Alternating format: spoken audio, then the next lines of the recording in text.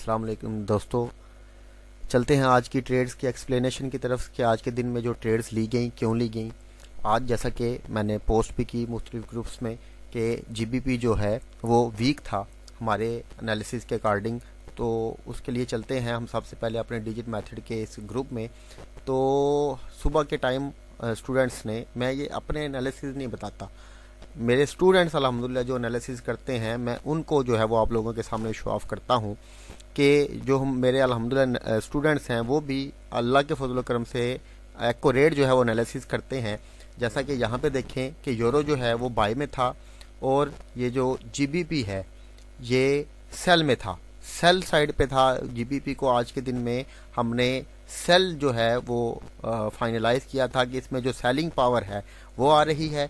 तो बाकी जो हम इसमें जेपीवाई में थे, कैड में थे और यूरो में थे, हम बुलिश थे।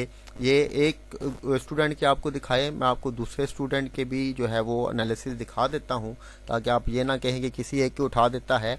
तो यहाँ पे देखें हम ये वाला था कैनेडियन डॉलर।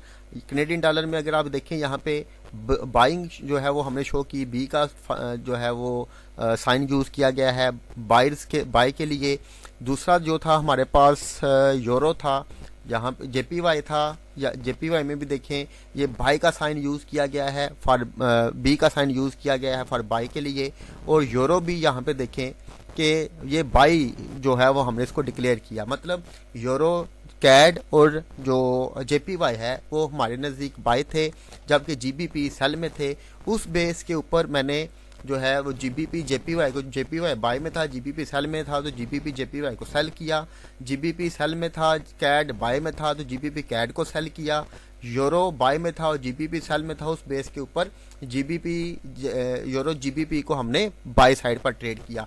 तो आइए सबसे पहले मैं आपको ट्रेड दिखाता हूं कि सबसे पहली ट्रेड है हमारे पास जीबीपी जेपीवाई की, कि ये देखिए ये बिल्कुल स्नाइपर एंट्री, जिसे जो दूसरे लोग वर्ड यूज़ करते हैं स्नाइपर एंट्री, वो यूज़ की एंट्री ली है हमने। ये हमारे पास एक लेवल है। आइए मैं जीबीपी जेपीवाई का आपको जो है वो ट्रेड बताता हूँ। ये हमारे पास एक लेवल था। तो मार्केट ने आज सुबह के ही, जिसको इस यहाँ पे इन कैंडल ने ब्रेकआउट किया इस सपोर्ट लेवल को, जो कि अब रेजिस्टेंस लेवल बन चुका था।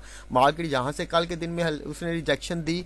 अब यहाँ पे देखिए कितना बड़ा वॉल्यूम लगने के बावजूद मार्केट जब इस लेवल को ब्रेक नहीं कर पाई तो आई सपोज डैट कि मार्केट जो है इस लेवल को अब तोड़ने की ताकत नहीं रखती। ऊपर से जब डिजिट्स ने मुझे ये इंडिकेट कर दिया कि जीबीपी जो है वो सेल में है और जेपीवाई जो है वो बाय साइड पे है, तो मैंने जीबीपी जेपीवाई को सेल साइड पे ट्रेड किया, क्योंकि अब आमतौर पर जो स्पोर्ट रेजिस्टेंस के ट्रेडर हैं उनको नहीं पता था कि ये वाली जो स्पोर्ट जो टूट चुकी है, अब रेजिस्टेंस बन चुकी है, ये वर्क करेगी या नहीं करेगी।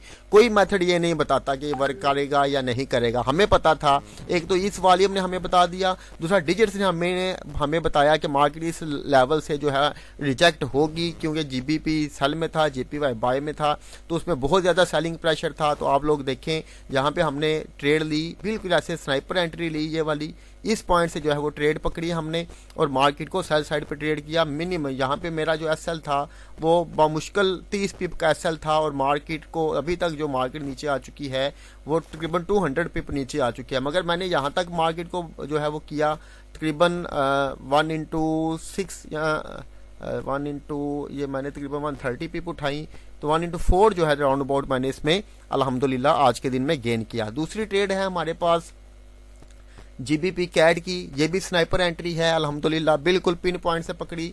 क्यों पकड़ी, आए चलते हैं जीबीपी कैड की तरफ।